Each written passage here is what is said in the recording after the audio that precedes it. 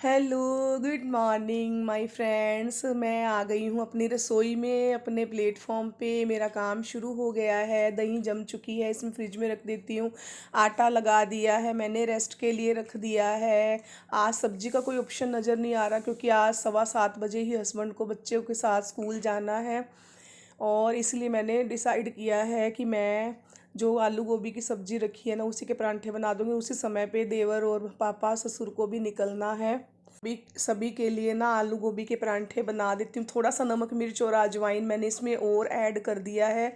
और इसे अच्छे से मैश करके मैंने आटा रेस्ट के लिए रखा है, तो आराम से इसके अच्छे से नरम नरम परांठे बन जाएंगे।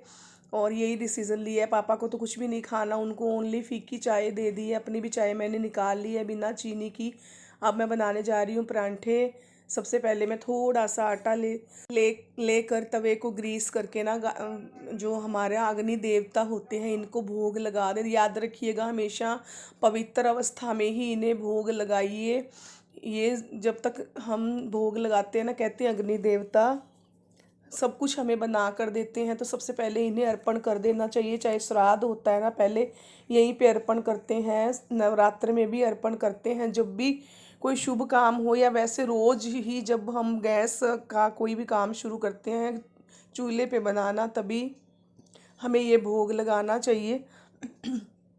थोड़ा सा आटा थोड़ा बेलने के बाद मैं स्टफिंग कर दूंगी इसमें आलू गोभी की। अच्छे से मैंने इसको मिक्स कर लिया है। सारे आलू गोभी मिक्स हो गए हैं, और थोड़ा नमक मिर्च और अजवाइन ऐड करके और टेस्टी लगते हैं। आलू गोभी हो या आलू मेथी ना, बहुत मज़ा आता है सबको परांठे खाने में। और आज तो सबको जल्दी निकलना है, इसलिए ना 7 बजे मुझे सबका नाश्ता तैयार करना है। सबसे पहले मैं हस्बैंड का लंच पैक कर दूंगी। और अभी वो नहाने गए हुए हैं, ये शशु को भी स्कूल निकलना है, वो नहा चुका है। और उसका भी ब्रेकफास्ट और लंच मुझे पैक करना है, ब्रेकफास्ट उसे करवाना है। और देवर को भी अभी परांठे देने हैं, उनको भी निकलना है, इसीलिए जल्दी जल्दी लगी हुई हूँ। मैं अकेली हूँ, अभी यहाँ पे कोई हेल्पर नहीं होता है मेरे साथ। अभी एक ही परांठा तैयार हुआ है। कभी कभी बीच में याद करती हूँ ना, जल्दी करना है, और ये सब लोगों का एक ही टाइम है, तो मुझे घबराहट होने लगती है। परांठा बनना शुरू हो गया है। मैंने थोड़ा सा इसमें घी लगाया है देसी। हाँ, जिनको पता लग जाता है ना, पर हस्बैंड और देवर को, तो वो नहीं खाते हैं, लेकिन मैं चाहती हूँ कि अभी मैंने मलाई का घी बनाया था, उसी के परांठे बना रही हूँ। थोड़ा सा ऑयल, मतलब जो भी चिकनाई है ना घी की, वो अंदर जानी चाहिए, क्योंकि आजकल खाना पीना इतना गलत हो गया है सबका कि ये घी हम लोग खाते नहीं हैं, और हमारी हड्डियों से ना ग्रीस निकल जाती है। तो मैं चाहती हूँ कि छुपके से ही इनके अंदर घी जाना चाहिए, परांठे के अंदर लगा थोड़ा सा स्टफिंग से पहले भी ऑयल या घी जो भी लगाती हूँ वो लगाना चाहिए। चाय बन चुकी है। गाय का दूध भी कान्हा जी के लिए मैंने उबाल के रख दिया है। टिफ़िन मैं रात को ही धो के ना सबके टिफ़िन सुखा देती हूँ। पर यशव ने ना मुझे टिफ़िन नहीं दिया था कल। जब मैं सुबह किचन में आई, तब देखा मैंने रात को 12 बजे के करीब उठ यहाँ पे बोतल और टिफ़िन रख के गया है। मुझे अभी धोना पड़ा, और अभी गीला है। मैंने उसे साफ़ करने के बाद टोकरे में उल्टा करके रखा है। जल्दी जल्दी से बहुत दिक्कत होती है, सुबह टिफ़िन धो के ना फिर उसे पहुंचना पड़ता है। परांठे बनने शुरू हो गए हैं। देखिए कितने स्वाद, कितने क्रिस्पी परांठे बन के तैयार हुए हैं। बहुत अच्छा लगता है जब कोई बची हुई आलू की सब्जी होती है, आलू गोभी होते हैं, या फिर मेथी आलू की सब्जी हो ना, तो परांठे बहुत टेस्टी बनते हैं। हमेशा मैं बनाना ऐसे ही पसंद करती हूँ।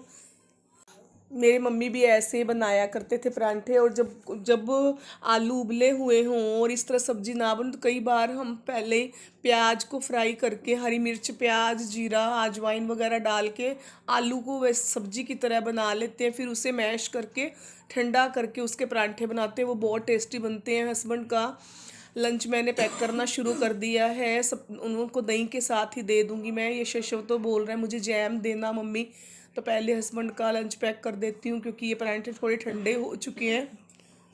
ये टिफ़िन मैं रात को ही धो के सुखा देती हूँ, तो सुबह मैं बहुत ही ईज़ी रहती हूँ, जल्दी जल्दी खाना पैक कर देती हूँ। लेकिन जो टिफ़िन सुबह धुलता, बहुत गुस्सा आता है मुझे।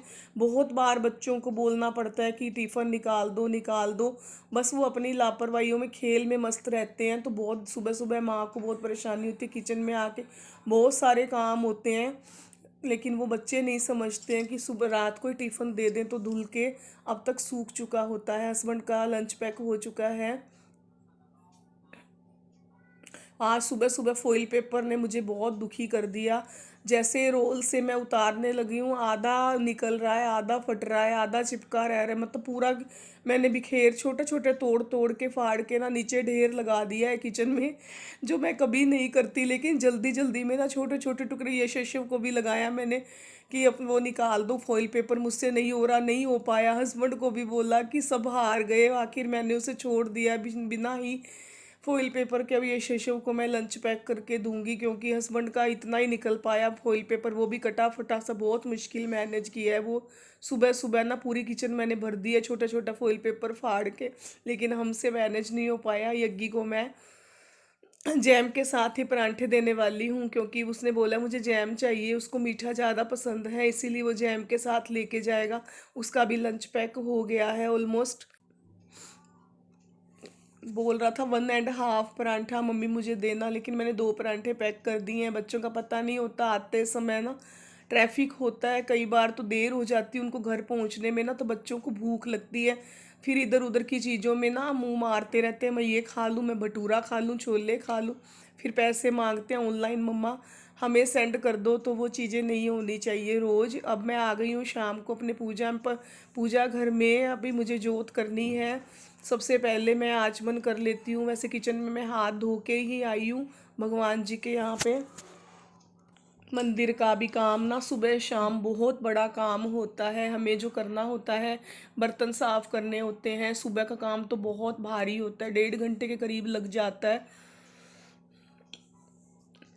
और हर घर में ना ये नियम होना चाहिए और होता है, क्योंकि जो मालिक हैं हमारे, जो ईश्वर हैं, उनके निमित्त हमें दिया बत्ती जलाना ही चाहिए। एक दिया मैं मेन गेट डोर के बाहर भी जला देती हूँ रोज़। कहते हैं बहुत ही अच्छा होता है वहाँ पे दिया जलाओ, तो लक्ष्मी का आगमन होता है। या संध्या के समय वहाँ पे डेली दिया जलाती हूँ मैं। पंडित जी से पूछा था, वो 1 साल पहले मुझे बोल के गए थे कि एक दिया जलाना चाहिए, लेकिन मैंने नहीं जलाया। अब 1 महीने भर से मैं जला रही हूँ दिया। सबसे पहले मैं केले के पास तुलसी जी को दीपदान करती हूँ रोज़ रात को। वैसे भी कार्तिक मास चल रहा है, हमें दीपदान करना चाहिए। और वैसे डेली शाम को केले पे हम दिया जलाते हैं, सुबह भी जलाती हूँ मैं। पापा भी नियम से जलाते हैं रोज़, लेकिन अब पापा की तबीयत ठीक नहीं है, तो पूजा पाठ का सारा काम सुबह शाम ना मुझे ही देखना पड़ रहा है। क्योंकि एक दिन भी बच्चों को बोल दो ना तो बहुत परेशान करते हैं। कोई भी नियम से ना पूरे काम नहीं कर पाता, अगर करेंगे ना तो बहुत ज़ोर ज़बरदस्ती से थोड़ा बहुत पूजा का काम कर देते हैं। अब मैंने जो आरती करनी शुरू कर दी है, सबसे पहले मैं गाती हूँ गणेश जी की आरती। कभी कभी बीच में ना भूलती हूँ, जब कोई बोलता है ना, टीवी चल रहा होता, तो मैं भी भूल जाती हूँ गणेश जी की आरती। लेकिन अब धीरे धीरे मुझे याद होने लगी है, काफ़ी दिन से सुबह शाम मैं गा रही हूँ ना। लेकिन अब धीरे रोज रोज गाती हूँ ना सुबह शाम, तो मुझे याद हो गई है। गणेश जी की आरती के बाद मैं गाती हूँ लक्ष्मी माता की आरती। कपूर और लौंग और धूप मैंने बना के रख दिया है, जला दिया है उसे, लेकिन पूरी तरह से धूप ना अभी पकड़ नहीं रहा है अग्नि को, इसलिए अभी मैं उसे प्लेट में रखूँगी और बाकी की आरतियाँ गाऊँगी। ले लिया है, अब अच्छे से जल गया है कपूर और लौंग वगैरह। तो वो कहते हैं आरती डेली ना ये होना चाहिए, बीच बीच में कपूर भी ना पूरा जल जाता है, इसलिए बार बार हम नहीं डाल पाते ना, आरती रोकने के लिए नहीं अच्छा माना जाता। इसीलिए मैं कपूर के लौंग, कपूर, तेज पत्ता वगैरह ना उसी के अंदर रख लेती हूँ। धूप की कटोरी बना के ना उसी के अंदर फिर उसे जलाती हूँ, तो काफ़ी देर तक जलता रहता है। मतलब हमारी सारी आरतियाँ हो जाती हैं ऑलमोस्ट। एक बार बीच में और डालना पड़ता है, 1-2 कपूर की टिकिया रख देती हूँ। अभी एक भी 2-3 आरतियाँ होने के बाद ना एक बार कपूर मुझे और रखना पड़ रहा है, ताकि ये पूर्ण ना हो, क्योंकि इसके बाद मैं सारे कमरों में शाम को आरती और दीपक दिखा के आती हूँ। दीपक को तो नहीं छूते, मतलब जो भगवान के निमित्त 2 दिए चांदी की दो जोत हैं एक जैसी, उन्हें मैं जला के वहीं स्थापित कर देती हूँ। उसके बाद उन्हें नहीं हिलाया जाता कभी भी। आरती को ही हम इधर उधर लेके जाते हैं, जो आरती हम घुमाते हैं ना थाली में रख के, धूप दीप जो भी है उसे लेकर हम सारे कमरों में ना एक बार, कहते हैं ना नेगेटिविटी दूर होती है। सुबह शाम हमारे पूरे घर में हमें दिखाना चाहिए। हम लोग इन चीज़ों की परवाह नहीं करते हैं, तभी इतनी घरों में नेगेटिविटी बढ़ गई है। ज़रूर करना चाहिए, क्योंकि घर में सब लोग आने वाले ना एक जैसे नहीं होते। किसी की नज़र कैसी होती है, किसी की कैसी, कोई किसी चीज़ को देख लेता है ना तो बस वो नज़र पकड़ लेती है। नज़र सच में होता है, ये नज़र दोष, ये कोई भी वहम नहीं है। हमने खुद महसूस किया, आप लोगों ने भी बहुत महसूस किया होगा इसे। मिश्री का वो बिल्कुल थोड़ी सी मिश्री मैं 4-5 दाने रखती हूँ, क्योंकि पापा पूरी कटोरी भर के रखते थे और फिर डांट पड़ती थी, कोई खाता नहीं है, कोई खाता नहीं है। कैसे खाया जाए इतना प्रसाद मीठा, जब इतनी प्रॉब्लम क्रिएट हो रही है शुगर की वजह से, कौन खाएगा इतना प्रसाद। इसीलिए मैं 4 या 5 दाने रखती हूँ। मम्मी को खाना होता है या एक को किसी और को लेना थोड़ा सा, बाकी चरणामृत सबको दे देती हूँ। मैं भी पूरा चरणामृत ले लेती हूँ, लेकिन प्रसाद में एक दाना भी नहीं खाती, क्योंकि ऐसे ही शुगर लो नहीं हो रही है तो प्रसाद को कैसे खाओगे आप। मीठा है ना, वो भी प्रसाद खाना है, तो बस चरणामृत ही ले लेती हूँ मैं। अब मैंने दोनों तरफ भगवान आचमन करा के भोग लगा दिया। आचमन का मतलब होता है भगवान जी को हाथ धुलाना और उनको भोग लगाकर मिश्री जल का। उसके बाद ना पर्दा हटा के दोनों तरफ जय और विजय द्वारपाल खड़े करते हैं, थोड़ा थोड़ा जल डालकर। फिर जल 2 बार अपने सर के ऊपर से पीछे को डालते हैं, ताकि सारे घर में ये चरणामृत जो भगवान जी का है उसका वास हो। सारे कमरों को आरती मैंने दिखा दी है। देवर कर रहे हैं अपना डिनर, क्योंकि आज तुलसी पूजा भी है। मेरी सिस्टर का अभी फ़ोन आया था तो मैंने सारा सामान बेटे को भेज के अभी मंगवाया है। मुझे भी पता नहीं था कि अभी करना है, क्योंकि सुबह तो संडे है ना, कोई तुलसी माता को छू नहीं पाएगा। और पत्ते वहाँ से लेकर हम विष्णु भगवान को आज ही अर्पण कर देंगे। ये रात को हुआ है, बताया गया है। और अभी कहते 4 सुबह के ब्रह्म मुहूर्त तक, 4 बजे तक मुहूर्त है। और अब मैंने ले लिया रोली, हल्दी, फल, थोड़ी दक्षिणा, पैसे जो हमें मंदिर भेज देने हैं, दीपक, चुन्नी, चूड़ियाँ और सुहाग का सामान, मेहंदी, सिंदूर, काजल, बिंदी वगैरह सब कुछ रख लिया है। शालीग्राम भगवान तो मेरे पास नहीं है, और मैं सोचती हूँ वैसे होना चाहिए, क्योंकि उन्हें भी तो हम उनके साथ बांधते हैं। लेकिन चलिए तुलसी का विवाह करने चलते हैं। मैंने इनको सुबह ना धुई हुई चुन्नी उड़ा दी थी संध्या के समय, लेकिन अब मैं नई चुन्नी मंगवाई है, तो मैं तुलसी जी के चारों तरफ इसे करके ना चुन्नी उड़ा कर, मैं ये पीला धागा जो मुझे रेशमी धागा तो बाजार से नहीं मिल पाया, 2-3 शॉप से फ़ोन करके मैंने पूछा, तो रील ही जो रील होती है ना स्टिचिंग वाली, वही मंगवाई है मैंने। उसको 7 बार करके मोटा धागा बना लिया है, और उसे ही तुलसी जी के चारों तरफ लपेट कर उनकी चुन्नी के बाहर केले के कुछ पत्ते तुलसी जी के ऊपर झुके हुए थे, मैंने उनके पति विष्णु भगवान के रूप में उन्हें भी साथ में बांध दिया है। कि शालीग्राम मेरे पास नहीं है, तो मेरा दिमाग तो यही कह रहा है कि ये भगवान विष्णु ही इनके पति हैं। वो शालीग्राम के रूप में ना सही, केले को भी विष्णु भगवान का ही स्वरूप मानकर पूजा करती हूँ, तो इनको भी मैंने तुलसी के साथ ही हल्का सा इनको बांध दिया है। और 11 गांठें बताई गई हैं मुझे लगाने के लिए, मैंने 11 गांठ लगा रही हूँ धीरे धीरे, क्योंकि रील का धागा है ना तो बीच में कहीं खिसक ना जाए, धीरे धीरे लगा रही हूँ। क्योंकि उधर केक काटने की तैयारी हो रही है। मम्मी का आज जन्मदिन है ना, तो आज सब लोग हैं एक साथ घर में। और अभी भैया छोटा भाई है इनका, कज़न भी आया हुआ है, तो सब मेरा वेट कर रहे हैं जल्दी से ये तुलसी जी की पूजा करके इधर आए, और सब लोग केक काटने की तैयारी कर रहे हैं। वेट हो रहा है, इसीलिए जल्दी जल्दी पहले पूजा करने में लगी हूँ। 11 गांठें लगाने में मुझे थोड़ा टाइम लग रहा है धीरे धीरे, क्योंकि पत्ते हैं ना, डर लगता है टूट भी ना जाए। कभी भी शाम के समय में नहीं छूते हैं हम लोग पौधों को, लेकिन आज स्पेशल फ़ोन आया कि तुलसी जी का विवाह अभी होगा आज ही, और कल तो सुबह 4 बजे तक की मुहूर्त है। उसके बाद तो तुलसी को ही हाथ लगाए। दीपक मैंने जला दिया है तुलसी जी के पास, नीचे रखूँगी, क्योंकि पहले ही पापा से ना केले का जो गमला है ना वो जल गया।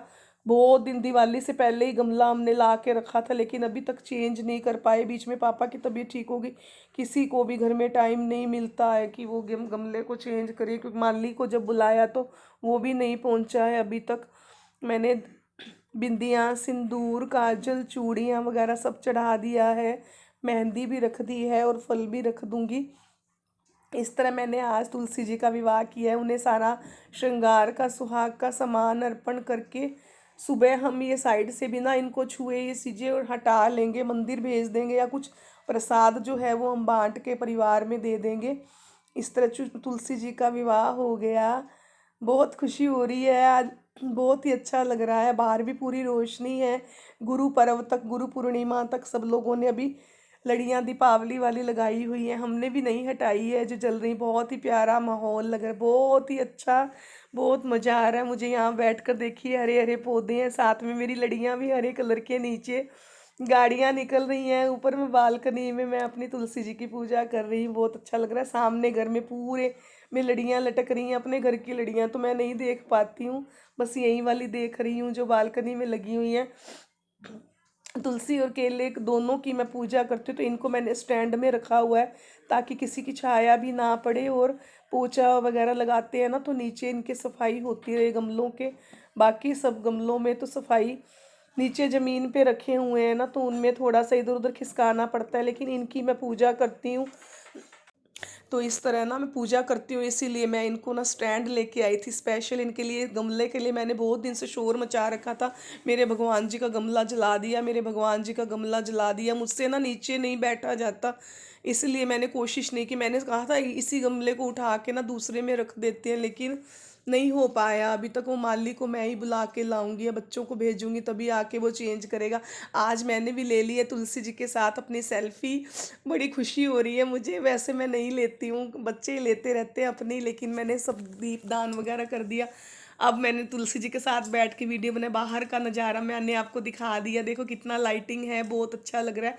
अब मैं अंदर आ गई हूँ, मम्मी का बर्थडे है, पापा भी बैठ गए हैं उनके साथ। जल्दी कह रहे हैं कि मोमबत्तियाँ जलाओ, मम्मी कह रहे हैं रुकने के लिए। सब लोग घर में एक साथ हैं, अच्छा लग रहा है। मेरे बेटे का दोस्त भी आया हुआ है, हमारा कज़न ब्रदर भी आया हुआ है, और भी आने वाले एक दो लोग। तो केक हमने काटना शुरू कर दिया है। हैप्पी बर्थडे मम्मी को बोला। बहुत अच्छा लग रहा है। पापा की तबीयत बहुत ज़्यादा ख़राब है, लेकिन उन्हें नहीं बताया गया है। खुशियों के ये पल ना हम घर घर में ही ऐसे ही हमेशा सेलिब्रेट करते हैं। हमेशा किसी का भी बर्थडे होता है कि मैरिज एनिवर्सरी होती है तो केक ज़रूर लाते हैं, लेकिन हमें मीठा नहीं खाना है, मुझे और पापा